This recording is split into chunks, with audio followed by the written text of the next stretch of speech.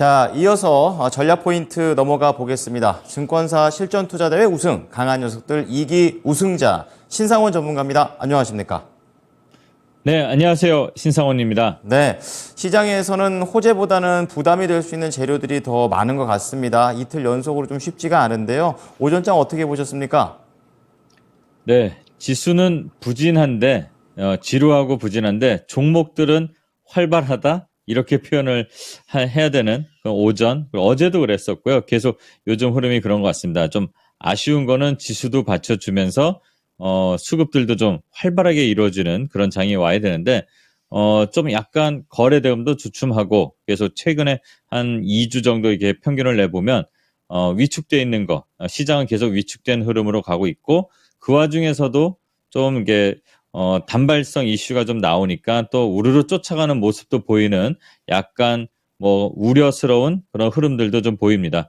예, 왜 그러냐면 뭐 쫓아갔다가 수익을 내고 잘 나오는 거는 중요한데 어제도 제가 잠깐 말씀을 드렸지만 이런 시장도 있고 저런 시장도 있으니까 자기 상황에 맞게 대응이 가능하다면 좀 해보면 좋겠다 이런 얘기를 드렸죠. 근데 그거를 무작정 지금 어떻게 보면 종목이 오전과 오후가 주도주가 막 다른 시장이잖아요. 어제가 특히 그랬습니다. 오전에 대장과 오후에 대장이 좀 틀렸었는데 이게 그냥 사놓고 가만히 있으면 내가 샀으니까 가겠지 이런 마음으로 하시는 분들은 네 바로 그냥 밥 먹고 오면은 바로 급락하고 이런 흐름이 나옵니다. 그러니까 지금은 조금 그렇게 막무가내처럼 막연히 가는 거는 좀 부담스러운 것 같고 어쨌든 종목이 활발하다는 거는 좀 긍정적인데 전체적으로 봤을 때는 지금 시장의 약세라는 게 부담이다. 그리고 악재는 우리가 대부분 다 알고 있는 것들이고 희석이 돼 있었지만 또 새로운 뭔가 이게 요소들이 계속 나와요.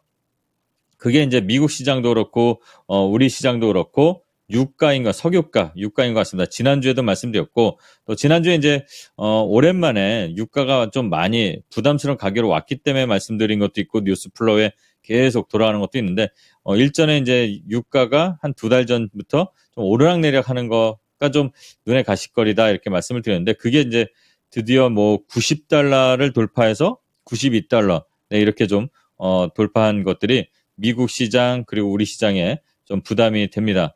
미국은 지표에 대한 부분들 물론 이제 실제 경제 생활 하는 데 있어서도 부담이 되지만 일단 지표 인플레를 잡아야 되는 그 과정에서는 정말 눈에 가시거리처럼 아주 큰 가시가 돼버리는 것 같아요.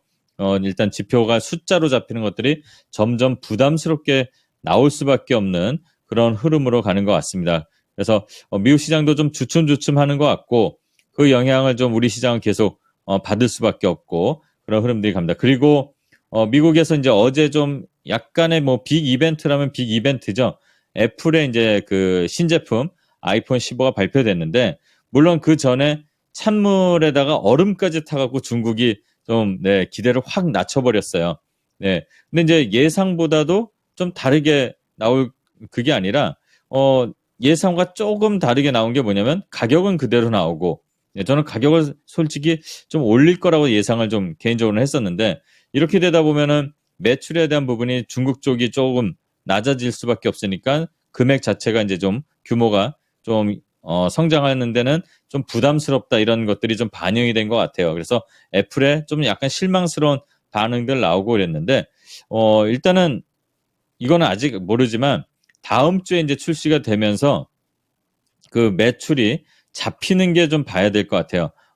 신제품이 나오면 지금 경기도 안 좋아서 뭐 매출이 이런 게 잘 나와도 주가가 좀 부진한 경우가 많은데 좀 애플은 좀 다를 것이다 예상을 좀 그래도 좀 하면서 또 애플이 괜찮아지면 우리나라 부품 회사들이 좀 좋아질 수 있는 여건이 되니까 그걸 좀 앞으로 계속 오늘로 끝이 아니라 네 앞으로 판매량이 어떻게 증가되는지 중국 제외하고 그리고 또 중국까지 포함해서 또 비교하면서 이걸 좀 봐야 될 것 같아요. 그리고 또 이 애플 실망 때문에 좀 떨어진 것도 있지만 그 대표적인 그 IT 기업 중에 하나죠. 오라클이라고 이제 뭐 기업 간 그런 솔루션을 만드는 회사인데 제공하는 회사인데 오라클이 이제 실적이 좀 약간 좀 안 좋게 나왔죠. 그러니까 이제 뭐 약간 오라클 쇼크다 이렇게 표현이 되는데 한 10% 이상 급락을 하면서 나스닥 기술주가 이제 좀 영향을 받은 것 같습니다. 그러니까 이런 유가 그리고 인플레로 이어지는 우려감 그리고 이제 애플, 오라클 이런 기술주들 부담이 나스닥으로 가고 우리나라에도 아침부터 코스닥이 좀 안 좋게 나왔습니다. 매도 우위로 장 시작 전에도 잡혔고, 근데 이제 코스피는 조금은 긍정적으로 좀 선물 이렇게 매수 계약이 이제 한 2,000개, 3,000개 들어오다가 지금 좀 빠지고 있고 또 다시 들어오고 있고 이렇게 해서 반복됩니다. 이 흐름 때문에 지금 지수가 저도 아침에는 좀 약세인 거 아닌가 또는 좀만 시간 지나서 보면은 다시 좋아지네 이랬는데 지금은 어쨌든 혼조를 좀 보이고 있습니다. 아직 뚜렷하게 좀 주도를 할 수 있는 게 좀 없어 보이긴 하는데 그래도 오늘 시장에서 오전 시장에서 좀 볼만한 것들은 자동차주가 오랜만에 좀 반등이 나왔어요. 근데 이 자동차가 어제부터 나온다. 현대차 임단협 타결된 거 말고도 어제 오후에 이제 뉴스가 하나 좀 나왔습니다.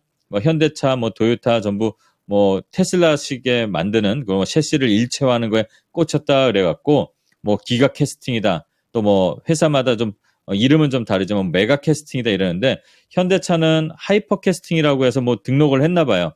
그러면서 어제 한주라이트 메탈이 이제 강세를 보이면서 상한가 갔다 윗꼬리 말고 내려왔는데 오늘도 이제 그 윗꼬리 거래 나온 걸 또 장악하는 또 시세도 나오고 그 외에 이제 다양한 한국 무브넥스인가요? 이렇게 예전 한국 프렌지 이런 작은 회사들 부품 회사들이 계속 뭔가 이 다이캐스팅을 한다는 그 사업 영역이 있는 회사들은 전부 반응들이 나오는 그런 특징을 좀 보이는 것도 오전 시장에 좀 오늘 오랜만에 자동차주 수급도 들어오고 있고 현대차에 그래서 좀 특징이었다고 봅니다. 그리고 유가 관련 종목들이 움직인 것들이 특징인데 제가 아예 찍어서 한번 말씀을 드렸었죠.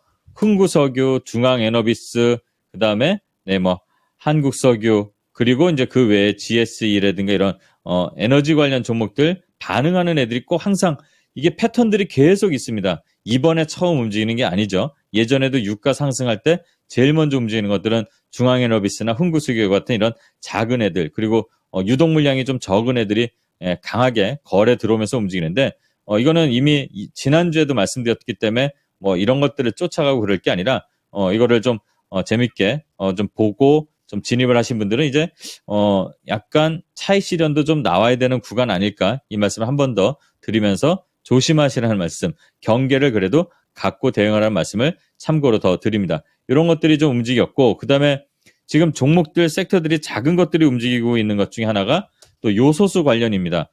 점상 한번 갔다가 음봉을 3일 동안 이렇게 했는데 다시 한번 이제 거래가 들어오면서 이렇게 움직이는 거. 이거는 어쩌면 차익 실현이 아니라 물량을 누군가가 좀 잡고 다음 베팅을 좀 준비하는 거 아닐까 이런 흐름을 좀 보면서 한번 분봉이나 거래량 체크를 좀 해봐야 될 것 같아요. 조비 그다음에 누보라든가 남해화, KG케미칼 지금 사재기 얘기도 좀 나오고 그러는데 실제로 물량들이 좀 없는 거는 맞는 것 같아요. 그리고 가격을 좀 약간 뻥튀기 해서 좀 판매하는 분들도 있는 것 같고 이런 것들 때문에 작은 테마들 이런 종목들이 움직이는 게 오전 시장의 특징이고요. 또 하나 특징은 중국 관련입니다. 제가 계속 중국 얘기를 좀 많이 드리는데 이 관광 관련해서 어제도 이제 반등 시도를 하고 있다 이렇게 말씀을 드렸죠. 월요일도 그랬고 근데 오늘도 한국 화장품 그러니까 예전에 한국 화장품이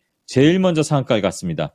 2연상을 갔었죠. 근데 이거는 준비된 거래가 있어서가 아니라 좋은 이슈가 갑자기 나오니까 몰려가서 좀 나온 거고 그 이후에 좀 기간 조정 거치면서 이 거래량을 좀 물량을 좀 소화하고 있었는데 지금 바닥을 최근에 이 높은 자리처럼 보이지만 이 구간에서 바닥을 다지고 반등 흐름이 한번 나왔었죠. 그리고 오늘 또 한번 슈팅이 잠깐 나왔습니다. 이런 흐름들이 오늘 오전에 나오는 것들이 좀 특징 아닐까 저는 그렇게 보고 시장은 지금 전체적으로 봤을 때 코스피 기준으로 제가 신호등에 비유해서 말씀드렸잖아요. 지금 노란불을 지나서 빨간불에서 왔다 갔다 합니다. 그러면 지금은 길 건너지 말고 관망하듯이 지금 시장 천천히 보시면서 어디서 저점이 잡히는지를 체크하는 게 낫고 공격적인 것보다는 좀 보수적으로 수비 형태를 좀 취하는 전략을 하는 게 낫지 않을까 이렇게 말씀을 드리겠습니다. 네, 자 오늘 장도 마음을 조금은 여유롭게 가져보겠습니다. 자 오늘 전문가께서는 이제 CPI와 유가의 관련성에 대해서 좀 더 짚어주실 예정인데요. 좀 자세히 들어보고 오후장 포인트도 궁금합니다. 네, 일단은 왜 CPI와 유가를 이렇게 말씀드리냐면 이미 CPI의 예상은 높을 거라고 다 예상을 합니다. 왜냐하면 유가가 올랐으니까 숫자에 대해서 이미 이제 연준에서도 어쩔 수 없는 부분이 있는 것 같은데 일단 그거보다도 유가가 좀 제한이 좀 됐으면 이제 더 안 올랐으면 좋겠다는 말씀을 좀 드리는데 만약에 올라가게 되면은 연준에서도 좀 중요시하는 뭐 PC라든가 또는 근원 CPI까지도 좀 휘청일 수가 있을 것 같아요. 그래서 좀 조심스럽게 요 부분들을 좀 계속 체크를 해야 될 것 같은데 그 외에도 이제 일단 유가가 오르게 되면 우리 시장에서는 더 상대적으로 좀 위축될 수 있는 흐름이 이어질 것 같습니다. 왜냐하면 지금 달러 그러니까 강달러입니다. 우리 원화 대비해서 달러도 1,300원대 위에 있고 유가도 오르고 그러면 우리 기업들이 더 부담됩니다. 우리 실생활에서도 진짜로 더 지금 바로바로 부담이 오잖아요. 우리 뭐 앵커님도 그러실 거고 저도 그렇고 벌써 금방금방 이 자동차 휘발유 값이 막 오르더라고요. 이런 것들이 계속 퍼지게 되면은 네, 상당히 우리 시장 지금 저점 회복하고 올라오는 데 있어서도 좀 부담으로 작용할 것 같습니다. 이 부분에 대해서는 조금 더 앞으로 체크를 좀 해야 되겠지만 앞으로 전반적인 환경이 이렇게 녹록하진 않은 것 같아요. 이 부분을 좀 경계심을 갖고 봐야 될 것 같고 유가 관련주도 지금 뭐 끝물이라고 이렇게 표현하기에는 좀 어려운 것 같아요. 아쉽게도 네 일단은 리비아에서도 또 홍수가 나는 바람에 리비아가 하루에 한 100만 배럴 정도 생산하는 나라로 제가 알고 있는데 리비아 그 이슈도 좀 더 불거지게 된다면 유가는 좀 더 올라갈 수도 있는 요소가 좀 있습니다. 그래서 이 유가 관련해서 좀 CPI하고 같이 그리고 근원 CPI가 어떻게 나오는지도 좀 체크해 봐야 될 것 같습니다. 이게 좀 부담으로 되면 연준에서 동결을 하느냐 또는 아니면 이 지표에 좀 집중하다 보면 이거를 인상으로 가야 되느냐 이런 것도 또 고민을 할 것 같은데 일단은 동결의 우세가 좀 있지만 어쨌든 좀 요 부분은 우리가 면밀히 계속 체크해야 될 것 같다 이 말씀을 드리고요. 앞서 말씀드린 것처럼 지금 중국 관련 이슈가 그나마 시장에서 반등을 시도하는 것 중에 하나입니다. 그리고 이제 우크라이나 재건도 지금 밀리지를 않고 있어요. 요 흐름들을 좀 잘 봐야 될 것 같아요.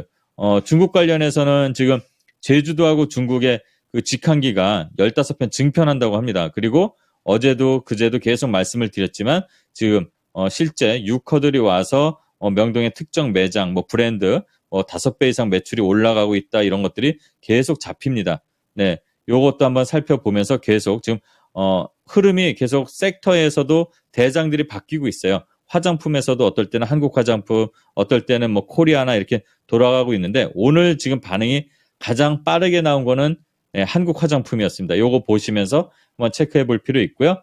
그다음에 그 외에도 일단 시장이 분위기가 그렇게 좋지 않다면 네, 쫓아가는 대응은 저는 안 하는 게 좋다고 말씀드립니다.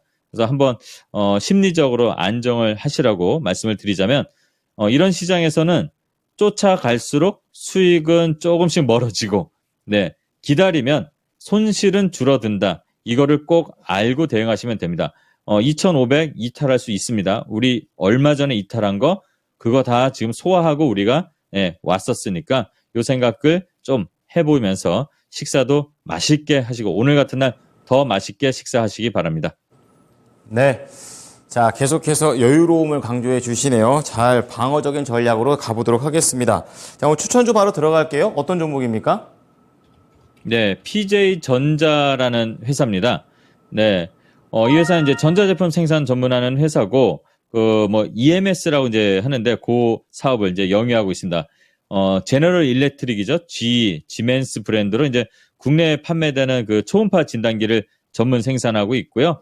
이 회사가 이제 실적도 괜찮습니다. 뭐 작은 회사긴 하지만 최근에 거래량들이 바닥에서 이렇게 나오고 있고 오늘도 시장 대비해서는 견조하게 자기 갈 길을 좀 가는 흐름을 보이고 있습니다. 그 재무제표를 좀 살펴보셔도 매출이 꾸준히 늘어나고 있고 적자 없이 영업이익도 계속 꾸준히 올라오고 있습니다. 물론 영업이익률이 그렇게 크게 높진 않지만 그래도 유보율도 탄탄하고 부채 비율도 약하기 때문에 회사에는 큰 문제가 지금까지는 없습니다. 그리고 또 이 회사가 로봇 제어기기 부문에서 이제 HD 현대 로보틱스하고 산업용 로봇 제어기 공급 계약 체결했던 이력이 있습니다. 그래서 로봇 관련주들이 움직일 때 잠깐 이렇게 움직이는 특성도 있습니다. 실적도 괜찮고 또 BPS가 한 8,100원 정도를 상회하고 있으니까 지금 가격 대비 보면 어떻게 보면 뭐 저평가 아닐까 이렇게 생각을 하고 있고요.